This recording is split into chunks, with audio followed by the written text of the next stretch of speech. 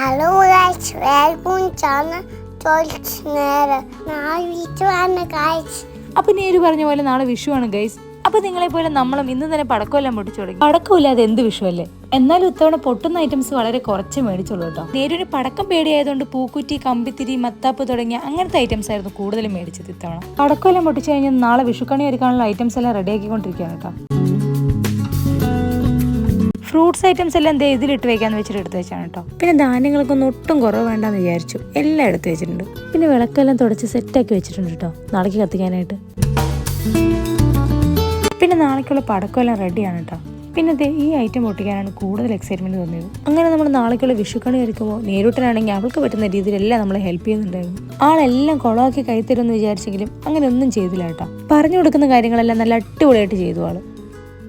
ആൾക്കാണെങ്കിൽ എത്രയൊക്കെ കണി ഒരുക്കിയിട്ട് മതിയാവുന്നുണ്ടായിരുന്നില്ല. കണി ഒരുക്കാൻ തുടങ്ങിയപ്പോൾ തൊട്ട് ഓരോന്ന് തൊട്ട് നോക്കിക്കൊണ്ടേ ഇരിക്കുകയായിരുന്നു.